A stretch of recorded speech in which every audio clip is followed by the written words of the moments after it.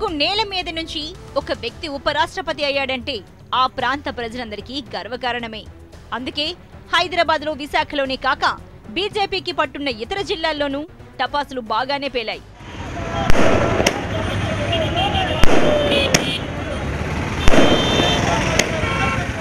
వెంకయ్యకు ఒక్క తెలుగు రాష్ట్రాల నుంచే కాదు, మొత్తం దక్షిణాది నుంచి అన్ని పార్టీల నేతలతో మంచి అనుబంధమే ఉంది.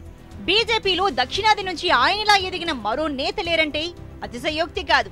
అయితే అది వెంకయ్య పేరు ప్రతిష్టలకు ఉపయోగపడిందే తప్ప పార్టీ ఎదగడానికి దోహదపడలేదని రాజకీయ పండితులే కాదు, ఆ పార్టీ నాయకులు కూడా ఆఫ్ ద రికార్డుగా అంగీకరిస్తారు.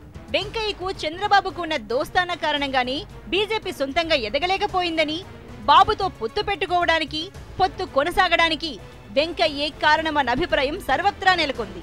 2014లో కేంద్రంలో అధికారం చేపట్టిన కమలనాథులు వచ్చే ఎన్నికల్లో దక్షిణాదిన ఎలాగైనా పట్టు బిగించాలన్న లక్ష్యంతో ఉన్నారు. దక్షిణాదిన కర్ణాటక మినహాయిస్తే మరో చోట ఖాతా తెరిచింది లేదు. ఇలాంటి తరుణంలో నూతనంగా ఏర్పడ్డ తెలంగాణలో ఈసారి ఎలాగైనా గౌరవప్రదమైన స్థాయిలో సీట్లు పెంచుకోవాలని బీజేపీ ఆశపడుతోంది. అలాగే అటు ఏపీలో టీడీపీతో అధికారం పంచుకున్న బీజేపీ చంద్రబాబు పిడికిల నుంచి బయటపడి పైకెగరాలని చూస్తోంది. ఈ రెండు రాష్ట్రాల్లోనూ వెంకయ్య అభిప్రాయాన్ని కాదని ముందుకెళ్లే పరిస్థితులే లేవు. అందుకే ఆయన్ని రోజువారీ రాజకీయాల నుంచి గౌరవంగా పక్కకు తప్పించే ఎత్తుగడలో భాగంగానే ఉపరాష్ట్ర పదవి కట్టబెట్టారని అంతా చెప్పుకుంటున్నారు.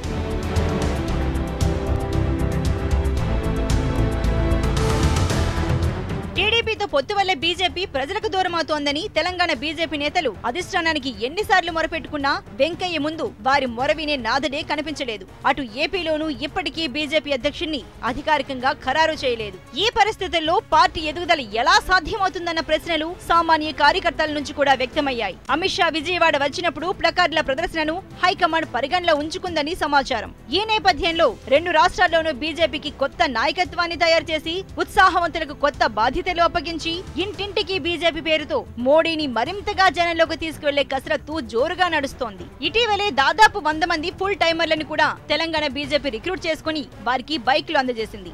ఏపీ, తెలంగాణలో అధికారంలోకి రాకపోయినా సీట్ల సంఖ్యను మాత్రం గణనీయంగా పెంచుకునేందుకు బీజేపీ నేతలు ప్రయత్నాలు మొదలుపెట్టారు.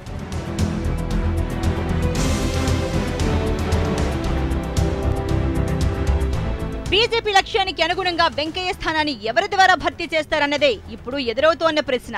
ఆర్ఎస్ఎస్ బ్యాక్గ్రౌండ్ తో బీజేపీ జాతీయ నాయకుడిగా ఎదిగిన తెలుగు వ్యక్తి రామ్ మాధవ్. కోస్తాకు చెందిన Ram Madhav RSS full timer గా హైదరాబాద్ లోని సుదీర్ఘకాలం ఉండి పనిచేశారు. ఏపీ, తెలంగాణలో అనేక కార్యక్రమాల్లో పాల్గొన్నారు. కార్యకర్తలందరికీ ఆయన సుపరిచితమైన వ్యక్తి. అంతేకాదు, క్లిష్టమైన రాజకీయ పరిస్థితులతో కూడిన జమ్మూ కాశ్మీర్ లో పీడీపీతో పొత్తులో కీలకంగా వ్యవహరించింది కూడా ఆయనే.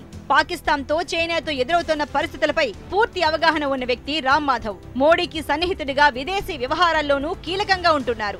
దేశమంతా కమలాన్ని విస్తరించాలనుకుంటున్న బీజేపీ నేతల వ్యూహంలో భాగంగా వెంకయ్యను గౌరవంగా తప్పించిన కమలనాథులు రామ్ మాధవ్ కు తెలుగు రాష్ట్రాల్లో ఎలాంటి బాధ్యత అప్పగిస్తారు? హైదరాబాద్ లోనే ఉంటూ మొత్తం దక్షిణాది వ్యవహారాలు చూస్తారా, లేక మరో నాయకుడికి బాధ్యతలు అప్పగిస్తారన్నదే చూడాల్సి ఉంది.